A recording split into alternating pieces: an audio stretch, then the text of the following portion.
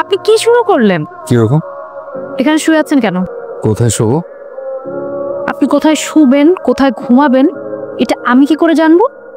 না মানে একটু সময় নিচ্ছিলাম আর কি, মানে ভাবছি যে কোথায় কিভাবে যাব, গন্তব্য ঠিক করছি। আর তাছাড়া খাওয়াটা বেশ জম্পেশ ছিল, মানে খুব ভালো রান্না। আপনাকে ধন্যবাদ। একটু পরে চলে যাবো। একটু পরে মানে কতক্ষণ পরে? বেশিক্ষণ না, চলে যাবো। আচ্ছা, আপনাকে একটা কথা জিজ্ঞেস করবো? এই একটা কথা যেন শেষ কথা হয়, এরপর আমি আর কোনো কথা শুনবো না। সে প্রথম থেকে আপনি আমার সাথে এরকম খেপে খেপে কথা বলছেন কেন? এই পুরো শহরে এতগুলো ঘরবাড়ি থাকতে আমার এখানে কেন আসতে হলো? ওই যে বললাম যে ভেবেছি লাগেজটা আপনার। আপনার কেন মনে হলো লাগেজটা আমার? কারণ এই লাগেজের ভেতরে একটা মেয়ের বিয়ের জন্য যা যা দরকার, মানে শাড়ি, গয়না, কিছু টাকা, এটা দেখে মনে হলো আপনার মতো ধনী কারো হবে। তাই নাকি? দেখি। এখানেই, মানে এখানেই খুব অসুবিধা নেই তো? না থাক, ভেতর আসুন।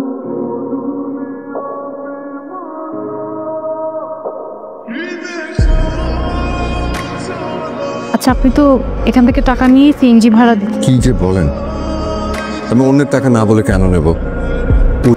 এসগুলো কারো বিয়ের, কি যে হচ্ছে সে বিয়ে বাড়িতে।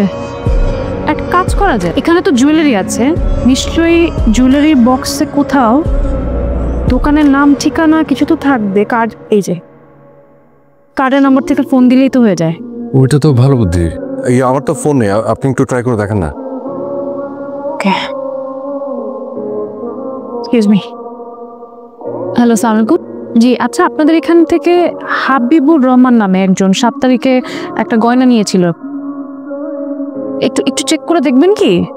জি জি, আচ্ছা ওনাদের এই গয়নাটা একটু একটা সমস্যা হয়েছে, আমাকে একটু ওনাদের অ্যাড্রেসটা একটু মেল করবেন প্লিজ। হ্যাঁ হ্যাঁ, thank you so much, thank you. আচ্ছা, ঠিকানা পাওয়া গেছে? সারা জীবনে তো দায়িত্বহীনতার পরিচয় দিয়েছিলে। তোমার মতো একটা দায়িত্বজ্ঞানী ছেলের কাছে এত বড় দায়িত্ব দেওয়াটাই আমার ভুল হয়েছে। আজকেই তো মেয়ের বাড়িতে জিনিসপত্র পাঠানোর কথা।